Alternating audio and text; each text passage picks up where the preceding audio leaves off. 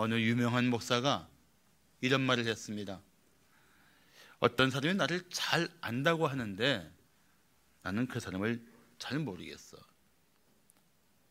어떤 사람의 얼굴과 이름, 그의 경력을 안다고 해서 그 사람을 정말 안다고 말할 수 있을까요?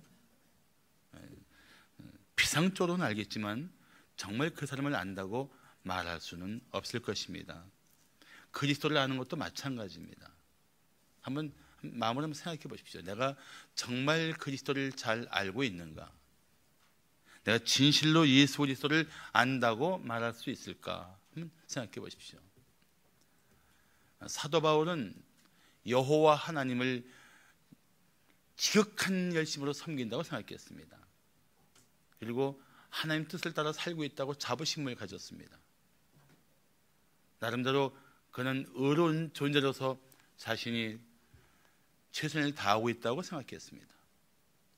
그렇게 바울은 자기 열심과 자기 의의가 강했던 인물입니다. 그러면 삶의 배경이 충분했던 사람이죠. 그런데 예수 그리스도를 만난 후에 그는 완전히 바뀌었습니다. 알아도 너무 잘못 알았던 겁니다. 하나님도 모르고 하나님 뜻도 모르고 살았던 자기의 그 허망한 세월을 아마 기가 막혀서 돌아봤을 것입니다. 그래서 바울은 그 바뀐 마음 가지고 이런 고백을 했습니다. 그러나 무엇이든지 내게 유익하던 것을 내가 그리스도를 위하여 다 해로 여길 뿐더러 또한 모든 것을 해로 여김은 내 주 그리스도 예수를 아는 지식이 가장 고상하기 때문이다. 아마 바울이 이런 고백을 했을 때 그를 잘 아는 사람들은 깜짝 놀랐을 것입니다. 아니 바울이 그가 그토록 자랑할 조건들을 무익한 정도가 아니라 그걸 해로 여겼다니 이게 무슨 말이야? 그랬을지 몰라요. 무익한 정도가 아니라 그것이 자신을 해롭게 했다고 말하는 이 고백이 이해가 안 됐을지 모릅니다. 무엇이 바울로 하여금 이런 고백을 하게 했습니까? 그리스도를 아는 지식입니다. 그리스도를 아는 지식. 그리스도를 아는 지식이 워낙 고상해서 세상의 것은 정말 가치 없어 보였습니다. 바울은 오직 그리스도를 더 알기 원했습니다. 사랑하는 성도 여러분, 우리는 그리스도를 더 알아야 합니다. 우리가 그리스도를 알면 알수록 우리는 그리스도를 더 사랑하게 될 것입니다. 우리가 그리스도를 알면 알수록 우리는 그리스도를 위해서 살게 될 것입니다. 우리가 그리스도를 알면 알수록 그리스도를 닮아가고 싶을 것입니다. 문제는 우리가 생각보다도 우리 주 예수 그리스도를 건성으로 알거나 일부분만 알거나 제대로 알지 못한 채 신앙생활을 하고 있다는 것입니다. 새천성과 452장을 작사한 치솜은 이런 찬송시를 썼습니다. 내 모든 소원 기도의 제목 예수님 닮기 원함이라.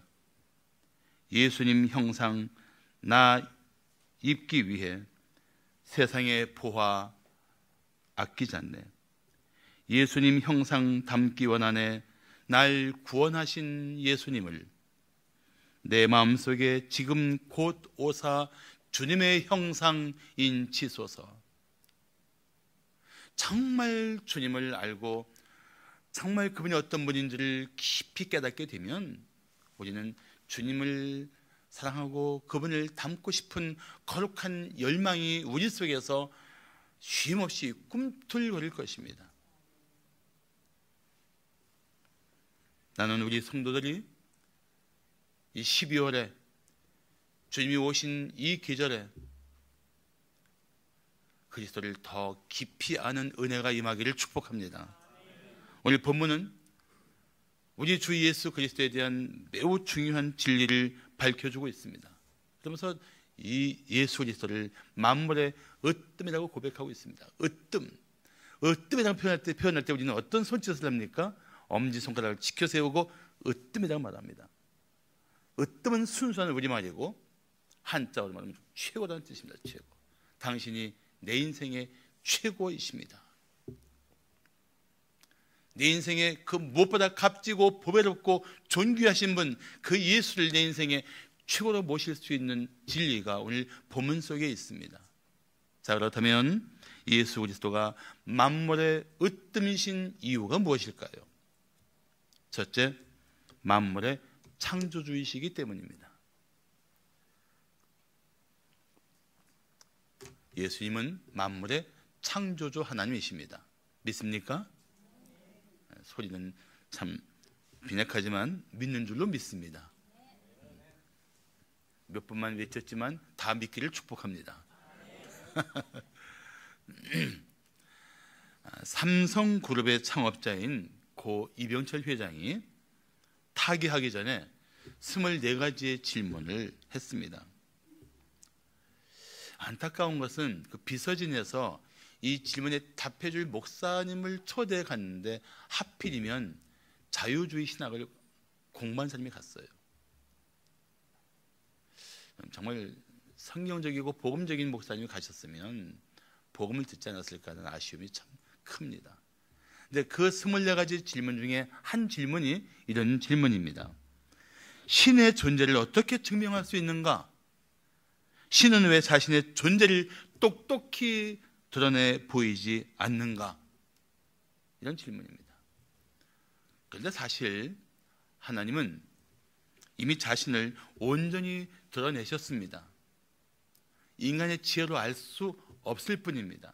그러나 하나님은 그 하나님을 알 수 있도록 계시된 말씀인 성경을 통해서 하나님을 이미 드러내셨습니다. 그뿐 아니라 하나님은 예수 그리스도를 통해서 하나님을 드러내셨습니다. 인류에게 보여주신 겁니다. 오늘 15절을 말씀하기를 그는 예수 그리스도는 보이지 아니하는 하나님의 형상이시요 모든 피조물보다 먼저 나신 이라고 말씀하고 있습니다. 이 형상이란 말은 그 사람을 똑같이 찍은 동전의 형상을 말하고 또는 그 사람을 똑같이 그린 초상화의 형상을 말하는 단어입니다.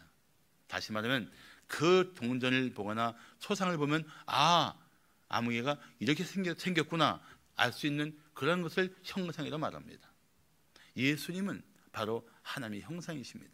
하나님이 이런 분이시구나 나를 온 인류가 보고 깨달을 수 있도록 자신을 드러내주신 하나님이십니다.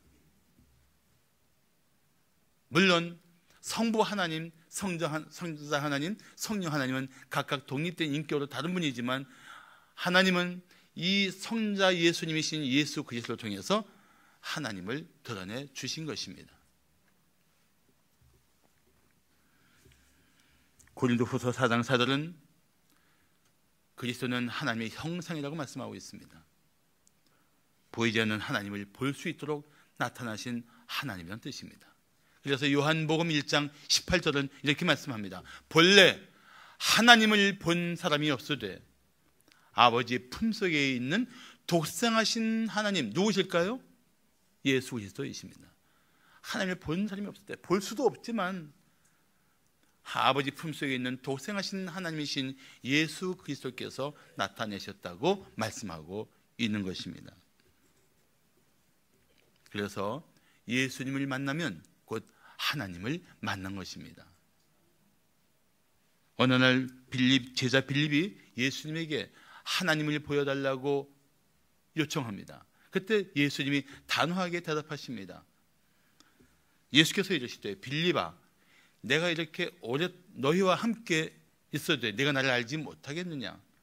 나를 본 자는 아버지를 보았거늘 어찌하여 아버지를 보이려 하느냐? 라고 대답하십니다.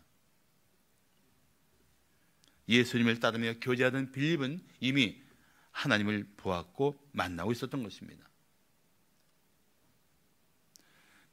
진실로 예수를 믿고 구원받았다면 이미 하나님과 관계가 이루어졌고 하나님을 만나고 경험하고 있는 삶이 시작된 것입니다.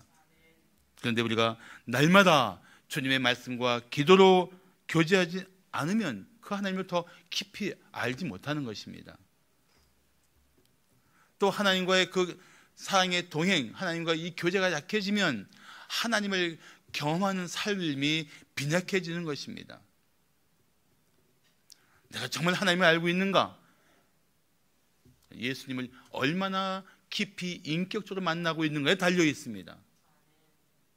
오늘날 많은 그리스도인들이 하나님을 깊이 만나고 그분을 경험하고 그분과의 영광스러운 동행을 하고 있지 못한 이유 중에 하나가 바로 하나님과의 이 만남을 날마다 사모하지 못하고 있기 때문에 그렇습니다.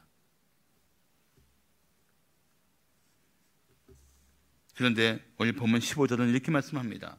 모든 피조물보다 먼저 나신 이시다. 예수님이 모든 피조물보다 먼저 나신 이시다라고 말합니다. 이 말은 하나님이 제일 먼저 창조하신 분이 예수님이라는 뜻이 절대 아닙니다. 이 골로새에서 나오는 먼저 나신 이는 먼저 창조하신 이라는 단어와 근본이 다릅니다. 이것은 만물보다 먼저 존재하셨다는 뜻입니다. 이 만물이 창조하기 전부터 존재하신 분이라는 뜻입니다. 그래서 이거를 신학적으로는 예수 그리스도의 선제라고 말합니다. 선제. 예수님이 이 모든 피조물을 만들기 전에 존재하셨다. 먼저 나신 이는 제일 먼저 창조하신 분이 아니라는 뜻입니다. 결국 그리스도는 만물이 창조되기 전부터 계셨던 우월하신 분이십니다. 그런데 이 예수 그리스도의 우월성을 밝혀주는 말씀이 오늘 본문 16절입니다. 자, 우리 16절 한번 다 함께 번역해 볼까요? 시작. 만물이 그에게서 창조되되 하늘과 땅에서 보이는 것들과 보이지 않는 것들과 혹은 왕권들이나 주권들이나 통치자들이나 권세들이나 만물이 다 그로 말미암고 그를 위하여 창조되었다. 자, 여기서 나온 말씀하는 그는 누구십니까? 예수 그리스도예요. 예수님이 천지를 창조하셨고 그를 위하여 창조하신 것입니다. 예수님은 엄연한 창조주 하나님이십니다. 그러므로 만물보다 우월하신 분이시며 만물의 으뜸이 되시는 분이십니다. 더구나 오늘 본문에서 왕권들이나 주권들이나 통치자들이나 권세들은 천사들을 말하는데 이 천사들에게는 서열이 있었던 것입니다. 근데 어떤 영적인 피조물보다 그분은 더 우월하신 분으로서 예수 그리스도는 그 어떤 영적인 세력과도 비교할 수 없는 분이라는 뜻입니다. 예수 그리스도는 만물의 창조주이실 뿐만 아니라 만물을 통해 영광을 받아 마땅하신 분이십니다. 그러므로 우리는 우리의 마음과 뜻을 다해서 예수님을 경배해야 할 것입니다. 우리가 예수 그리스도에 대한 어떤 작은 의심도 내버려야 합니다. 불신앙을 다 던져버려야 합니다. 예수님의 부활을 믿지 않고 고집부리다가 마침내 예수님 앞에 무릎을 꿇고 고백했던 도마의 고백처럼 우리는 예수님 앞에 이렇게 외쳐야 할 것입니다. 나의 주님이시요 나의 하나님이시니이다. 예수 그리스도는 나를 빚으신 분, 특별한 목적과 계획을 가지고 나를 창조하신 창조주 하나님이십니다. 자, 예수 그리스도가 만물의 으뜸이신 이유가 무엇일까요? 둘째, 교회의 머리이시기 때문입니다. 예수님 그리스도는 교회의 머리이십니다. 튠리안 차비진 목사는 그가 쓴 책 더 크리스찬 중에서 이런 말을 했습니다. 하나님은 죄인을 구원하실 때 각 사람을 개인적으로 구원하시되 그들을 교회 공동체 안으로 구원하신다. 따라서 믿음의 형제 자매가 서로 모른 채 살아가는 것은 결코 하나님의 뜻이 아니다. 그리스도의 몸을 떠나서 머리이신 그리스도와 관계를 맺을 수 있다고 말씀하는 구절은 성경에 어디에도 없다. 하나님과 진정한 관계를 맺고 있다면 다른 성도들과도 진정한 관계를 맺을 수밖에 없다. 그리스도의 몸을 무시하는 것은 곧 그리스도를 무시하는 것이며 그 몸에서 떨어져 나오는 것은 그리스도에게서 분리되는 것이다. 이 교회 머리이신 예수 그리스도와 교회의 몸을 이루는 성도들과의 관계를 아주 잘 설명해 주고 있는 내용입니다. 그렇습니다. 예수 그리스도는 교회의 머리이십니다. 그래서 18절은 이렇게 말씀하고 있습니다. 그는 그리스도 예수는 몸인 교회의 머리이시라. 그가 근본이시요 죽은 자를 가운데서 먼저 나신 이시니 이는 친히 만물의 으뜸이 되려 하심이요라고 말씀하고 있습니다. 자, 예수님이 교회의 머리가 되신 이유가 뭐라고요? 친히 만물의 으뜸이 되시기 위한 것입니다. 이제 교회를 통해서 믿는 자들을 더하고 하나님 나라를 이루어가는 이 모든 구속의 역사와 새로운 창조의 으뜸이신 분이 예수 그리스도라는 뜻입니다. 그래서 우리는 그분을 높이며 경배하며 그분을 찬양해야 마땅한 것입니다. 생각해보면 참 놀라운 일 아닙니까? 창조주 하나님이 교회의 머리가 되신다. 이 사실은 얼마나 우리들에게 놀라운 일인지 아십니까? 자, 생각해 보십시오. 여기서 말하는 교회란 역사 속에서 예수를 믿은 모든 그리스도인들로 이루어지는 우주적인 교회를 말합니다. 한편으로는 지옥 교회를 말합니다. 우리 교회의 머리가 누구십니까? 예수 그리스도라는 뜻입니다. 창조주 하나님이 우리 교회의 머리이시며 우리 교회의 모든 것 되신다는 뜻입니다. 그렇다면 교회는 얼마나 영광스러운 공동체입니까? 그렇다면 우리 교회는 얼마나 위대한 분의 몸을 이루고 있는 교회입니까? 교회 허접하게 생각하지 마세요. 교회는 대충 생각할 그런 곳이 아닙니다. 그리스도의 피로 세운 이 교회의 영광과 존귀는 실로 놀라운 것입니다. 그런 교회에 우리가 지체를 이루고 있단 말이죠. 여러분들 그 교회에 속한 성도들이라는 사실을 자랑스럽게 생각하셔야 합니다. 기뻐하셔야 합니다.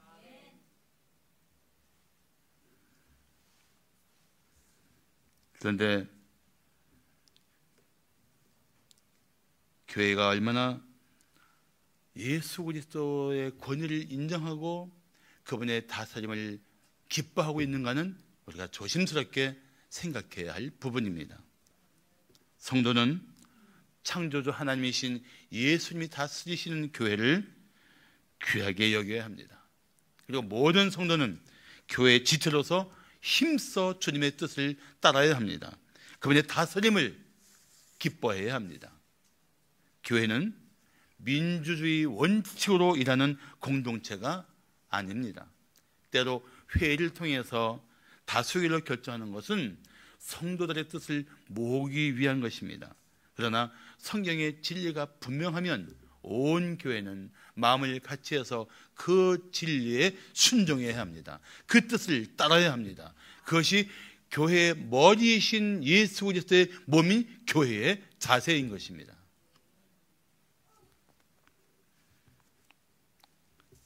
교회 안에서 누구도 자신의 뜻을 고집할 수 없습니다. 때로 성경에 계시된 진리를 따르기 어렵더라도 복종해야 합니다. 교회는 오직 그리스도가 다스리시는 기관입니다. 담임 목사도 주의 뜻이 무엇인지 묻고 그 뜻을 따라 일해야 합니다. 교회 평신도 리더들도 무엇보다 주님의 뜻이 무엇인가를 살펴야 합니다. 그래서 온 교회가 한 마음 한 뜻으로 주님의 뜻을 따른다면 그리스도를 머리로 삼은 교회다운 교회가 될 것입니다. 우리는 그런 교회를 세우기 위해서 힘써야 합니다. 그런 면에서 성도들은 교회 영적인 리더가 주님의 말씀을 선포하면 그 말씀을 마음으로 받아야 합니다. 주의 말씀을 들은 것처럼 반응해야 합니다. 데살로니가전서 5장 12절을 말씀하기를 형제들아 우리가 너희에게 구하노니 너희 가운데에서 수고하고 주 안에서 너희를 다스리며 권하는 자들을 너희가 알라고 말씀합니다. 주 안에서 너희를 다스린다. 주 안에서 너희를 다스린다는 얘기는 바로 주님의 진리와 권위로 성도를 다스린다는 것입니다. 주님의 이 다스림은 주님의 말씀에 붙들고 주님의 진리를 따르는 종들을 통해서 교회 안에 펼쳐지고 있는 것입니다. 그래서 아주 기본적인 것부터 다시 한번 회복했으면 좋겠어요. 주님의 다스림을 받는 교회답게 말입니다. 무엇부터 회복했으면 좋을까요? 말씀이 선포되는 것에 여러분은 힘써 모여야 합니다. 기도하자고 하면 기도의 자리에 힘써 모여야 합니다. 그리스도를 위해서 그 몸된 교회를 위해서 헌신하자면 여러분은 기꺼이 헌신해야 합니다. 무엇보다 교회를 통해서 교회 안에서 예배가 여러분 삶의 최고의 우선순위가 되어야 합니다. 그것이 여러분의 인생의 예수를 으뜸으로 삼은 성도다운 자세인 것입니다. 오늘날 교회가 왜 약해지고 세상에 대한 영향력을 잃고 있다고 생각하십니까? 이유는 한 가지입니다. 우리의 머리이신 예수 그리스도에 대한 절대적인 순종과 그분이 우리 가운데 드러내신 그 진리를 따라 사는 열심들이 무너지고 있는 것입니다. 나 하나쯤이야 하는 생각이 교회 한쪽을 약화시키고 있다는 생각을 하시면 우리는 이제 마음을 새롭게 해서 2018년도에는 온 교회가 우리의 권위이시며 우리의 모든 것 되시는 예수 그리스도의 뜻을 따라서 모이기를 힘쓰고 예배하며 하나님 말씀으로 자신을 무장하는 일에 열심을 내야 마땅할 것입니다.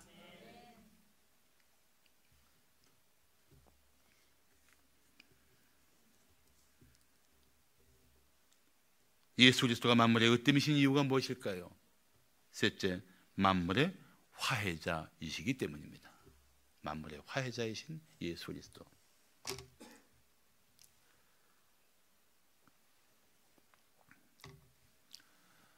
우리 지난 수요일 날 하나님 부르심을 받은 이순옥 권사님을 교회장으로 모셨습니다. 금요일 날 장례를 마치고 돌아와서 가만히 생각해 보니까 우리 전수경 권사님과 전승경 집사님의 어머니에게 투병 중에 복음을 전하는 그 열정들이 다시 생각이 나는 겁니다. 병실에 계실 때 방문했더니 이순옥 권사님이 쟤들이 나보러 예수를 믿느냐고 자꾸 묻는데 믿는데 자꾸 물어요. 아마 지금 천국에서 이렇게 말씀하실 겁니다. 이 영광에 들어가게 하려고 내 딸들이 그렇게 열심을 냈었구나. 난 그분이 지금 천국에서 영원한 안식 가운데 있는 줄은 믿습니다. 하나님 앞에서 심판을 받고 지옥에 던져져서 영원한 형벌을 받는다는 것은 아마 인간에게는 최악의 절망적 사건이라고 생각합니다. 죽음보다 더 두려운 일이 하나님의 영원한 진노에 던져지는 것임을 알아야 합니다. 교회 나와서 그런 하나님의 은혜에 대한 확신이 없이 산다면 그건 얼마나 안타까운 일인지 모릅니다. 그런데 다시 한번 강조하지만 하나님께서 우리 같은 죄인을 위해서 한 분을 보내셨습니다. 그분은 죄인을 위해 자신의 생명을 바쳤습니다. 기꺼이 바쳤습니다. 그것도 가장 수치와 능욕을 받는다는 십자가에서 죽으셨습니다. 그리고 어떤 죄인도 용서할 수 있는 속죄의 피를 흘리셨습니다. 알고 보니까 하나님이 스스로 자신을 내어주신 것입니다. 하나님의 사랑이요 하나님의 희생이었던 것입니다. 성자 하나님이 육신을 입고 이 땅에 오셔서 속죄의 피를 흘리신 것입니다. 그분이 예수 그리스도이십니다. 오늘 본문 19절을 말씀하기를 아버지께서는 모든 충만으로 예수 안에 거하게 하셨다고 말씀합니다. 무슨 뜻이냐면 예수님이 비록 육신을 입고 계시지만 그 안에 하나님의 신성, 하나님다우심은 충만했다는 뜻입니다. 그 지혜도 하나님으로서 충만하고 그분의 능력도 하나님으로서 충만했다는 뜻입니다. 그런데 그런 하나님이신 예수님이 육신을 입고 이 땅에 오신 목적이 무엇입니까? 죄인을 위한 속죄의 피를 흘리기 위해 오셨습니다. 그 속죄의 피로 하나님과 죄에 빠진 만물을 화목하게 하셨던 것입니다. 그래서 본문 20절을 말씀하기를 그의 십자가의 피로 화평을 이루사 만물 곧 땅에 있는 것들이나 하늘에 있는 것들이 그로 말미암아 자기와 화목하게 되기를 기뻐하셨다고 말씀하고 있습니다. 아마 성도 중에는 그런 분들이 있을 거예요. 차라리 내가 죽더라도 나 때문에 내 믿지 않는 자녀가 하나님을 만났으면 좋겠다, 그런 생각하는 분들도 있을 거예요. 믿지 않는 자녀에 대한 간절함 때문에 내 생명을 희생해서라도 내 사랑하는 자녀가 하나님과 화평을 이루고 그분의 은혜를 입은 하나님의 자녀로 살았으면 좋겠다는 이 간절함이 어디서 나온 생각입니까? 바로 우리를 위해서 대속의 피를 흘리시면서까지 우리를 하나님과 화목하게 하신 예수 그리스도의 마음이 아니겠습니까? 예수님은 그렇게 당신을 내어주시면서 하나님과 우리를 화목하게 하셨습니다. 할렐루야. 그런데 하나님께서 그 자신의 독생자의 희생으로 우리가 화목하게 된 것을 얼마나 기뻐하는지 모릅니다. 하나님이 정말 상상할 수 없이 기뻐하십니다.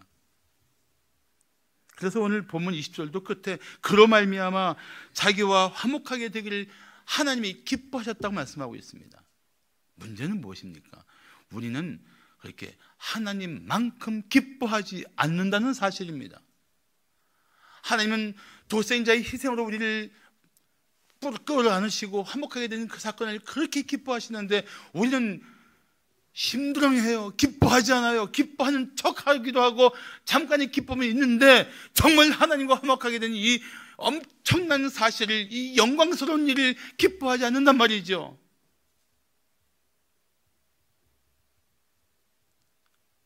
여전히 세상을 더 사랑하고 자기 육체의 기쁨을 위해서 버둥거린단 말이죠.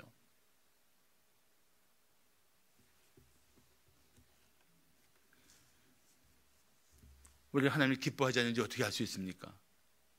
진실로 하나님과 화목하게 된 것을 기뻐한다면 하나님께 더 가까이 나가야 합니다. 하나님과 만남을 사모해야 합니다. 그분의 음성을 듣기를 열망해야 합니다. 독생자를 내어주시면서까지 우리를 품어주신 하나님께 감사해야 합니다. 근데 우리 영적인 삶을 보세요. 하나님께 가까이 나가기를 간절하게 원하고 있습니까? 그 희생을 통해서 나를 화목하게 하신 주님 앞에 감사하는 마음이 날마다 새롭습니까? 아니란 말이죠. 그건 뭘 말하고 있는 겁니까? 하나님이 우리를 기뻐하시는 것보다 우리는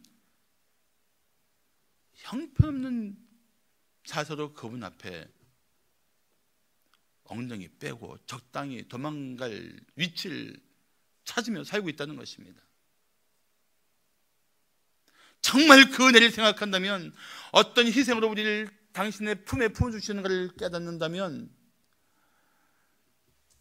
하나님이 우리를 얼마나 기뻐하시는지를 생각한다면 우리 그분의 기뻐하심 앞에 찬양하며 가까이 나가는 것이 그게 주님을 기뻐하는 자세예요.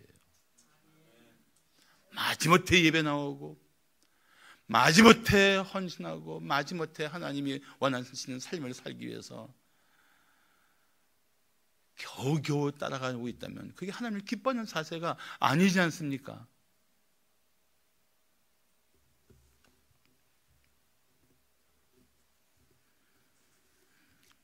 오늘 본문 21절과 22절 보십시오. 전에 악한 행실로 멀리 떠나 마음으로 원수가 되었던 너희를 이제는 그의 육체의 죽음으로 말미암아 화목하게 하사, 화목하게 한 걸 끝난 게 아니에요. 하나님의 또 다른 계획을 가지고 우리를 붙들고 계십니다. 어떤 계획입니까? 너희를 거룩하고 흠없고 책망할 것이 없는 자로 하나님 앞에 세우고자 하셨다. 하나님은 우리와 화목함을 기뻐하실 뿐 아니라 마침내 그분 앞에 서야 될 우리를 거룩하고 흠없고 책망할 것이 없는 자로 세우기 위해서 우리를 견고하게 붙들고 계신 것입니다. 그 붙드심을 기뻐해야 돼요. 그분에게 붙들렸다는 사실을 감사해야 합니다. 근데 그걸 귀찮아하는 거예요. 못마땅해 하는 거예요. 내 마음대로 살지 못해서 버둥거리는 거예요. 어떤 아이처럼, 철없는 아이들처럼 부모가 그를 향한 사랑과 희생을 깨닫지 못하고 지 마음대로 살려고 버둥거리고 반항하는 아이들처럼 우리가 그렇게 살고 있는 것을 보아야 합니다. 자기 실상이 어떤 것인지 깨달아야 합니다.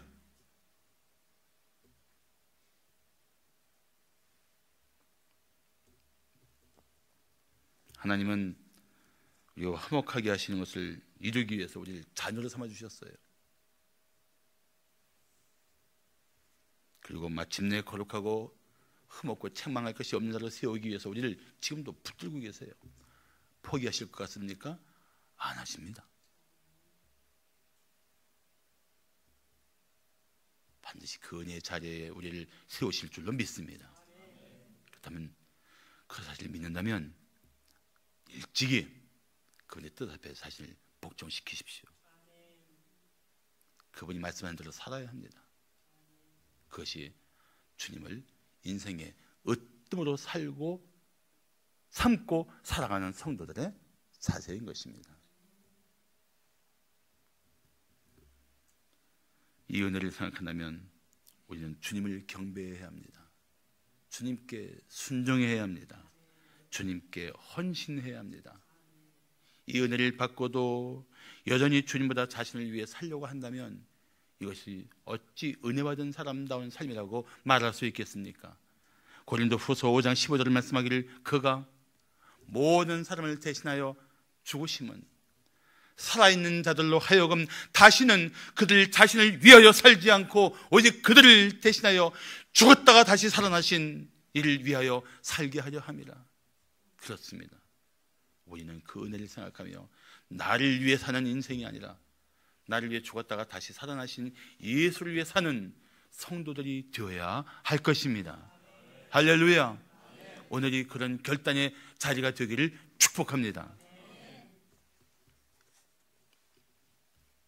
통일이 되기 전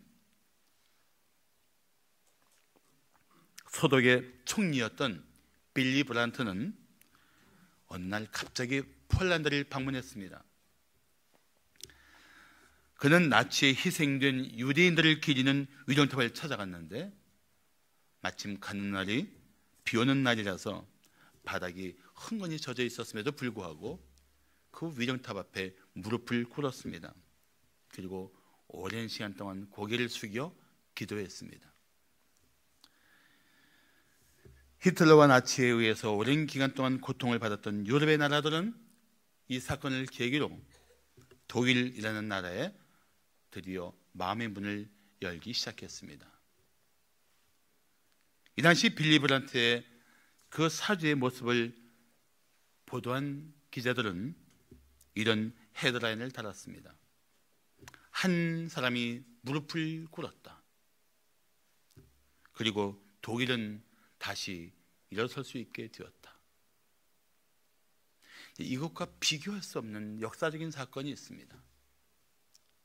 하나님이 우리를 대신하여 죽으셨다. 그로 말미암아 모든 믿는 자들이 영생을 얻었다. 할렐루야. 이것이 십자가의 대속이 필요로 이루어진 일입니다. 창조주 하나님이 죽음마땅한 우리를 구원하기 위해서 그런 희생을 보이셨습니다. 그리고 우리는 상상할 수 없는 엄청난 은혜를 입었습니다.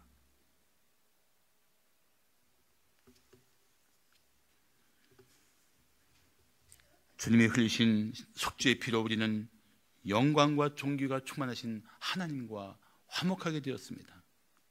그 십자가의 피로 영원한 죽음이 영원한 생명으로 바뀌었습니다. 영원한 형벌이 영원한 속죄로 바뀌었습니다. 영원한 고통이 영원한 기쁨으로 바뀌었습니다.